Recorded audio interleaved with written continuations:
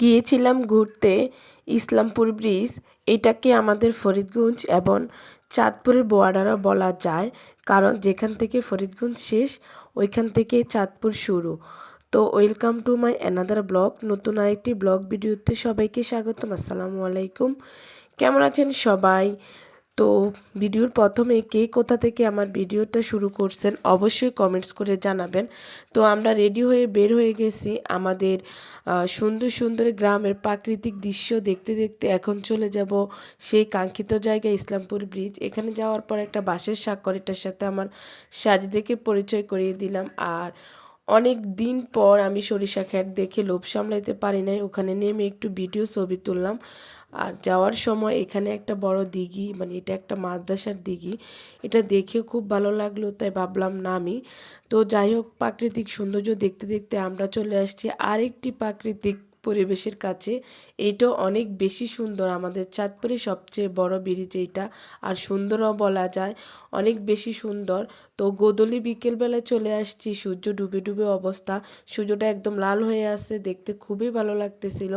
তো আমাদের বাচ্চারা এখানে এসে অনেক বেশি খুশি, তারা তো দুই ভাই বোনে পুরা মানে ব্রিজটা মাথায় তুলে নিচ্ছে, এমন অবস্থা তাদেরকে সামলাতে আমাদের দুজনের যে কী কষ্ট হয়ে গেছে। তো যাই হোক, আমার বেশি কষ্ট হয়নি, কারণ সাজিদের বাবার সাথে ছিল, আর ইসমানুরের বাবা যেহেতু ছিল না, ওর আম্মু সামলাইতে হয়েছে ওকে। আর দুজন একটু পর পর আনাড়ি করতেছে, আবার খেলতেছেও। তো যাই হোক, ওরা দুজন হাঁটতেছে আর আমি পিছন থেকে ভিডিও নিচ্ছি। এই ব্রিজটা, মানে এই ব্রিজটা দেখার পর আমি এখানে আসতেই হবে, কারণ অনেক বছর পরে এরকম স্টাইলের ব্রিজ দেখতেছি। এখান দিয়ে হয়তো বা মেবি চাঁদপুর সদরে যায়। তো ওইখান থেকে একটু ভিডিও করে আসলে ইসলামপুর ব্রিজের নিচে নামছি। নিচের দৃশ্যটা যে কি সুন্দর, চারপাশে হচ্ছে সবুজ ধান ক্ষেত। এটা তো ডাকাতি একটা নদী, তো এটা বর্ষাকালে ফুরা থাকে। তো এখানে এসে আমরা কিছু ভিডিও করলাম, ছবি তুললাম।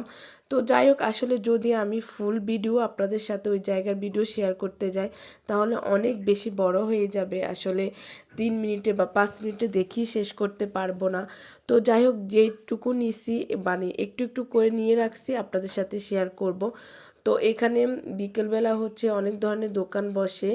এই যে আমার সাজিদ আর ইসমানুর হচ্ছে দুজন ললিপপ নিচ্ছে, বাচ্চারা এটা কেন খায় আল্লাহই জানে, ওদের অনেক বেশি পছন্দ। তো আমরা খুঁজতেছিলাম ফুচকার দোকান, এখানে এসে দেখি এত বড় একটা ব্রিজ, এখানে মাত্র একটা ফুচকার দোকান। জানি না কেন, হয়তো বা ঈদে বা কোনো অকেশনে হয়তো বা বাড়ায়, জানি না। তো একটা ফুচকার দোকান, এখানে অনেক বেশি ভিড়। আমরা অনেকক্ষণ অপেক্ষা করার পর এখানে একটা সিট পেলাম।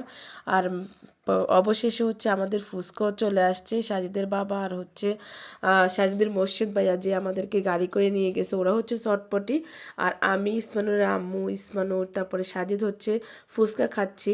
ফুচকাগুলো মোটামুটি ভালোই বলা যায়, খেয়ে আমার কাছে ভালোই লাগছে। তো কার কাছে কেমন লাগে জানি না। তো যদি কেউ এখানকার ফুচকা খেয়ে থাকেন, কেমন লাগছে অবশ্যই কমেন্টস করে জানাবেন। তো যাই হোক, এখানে ঘোরাঘুরি শেষ করতে করতে প্রায় সন্ধ্যা হয়ে আসছে। এখন ওরা সবাই হচ্ছে গাড়িতে করে, মানে অটোত করে সামনে চলে গেছে, আর আমি ভিডিও করার জন্য পিছনে রয়ে গেছি। তো যাই হোক, আমার ভিডিওটা কেমন লাগছে অবশ্যই কমেন্টস করে জানাবেন, আরও ভালো লাগলে লাইক কমেন্ট শেয়ার করবেন। ধন্যবাদ, আল্লাহ হাফেজ।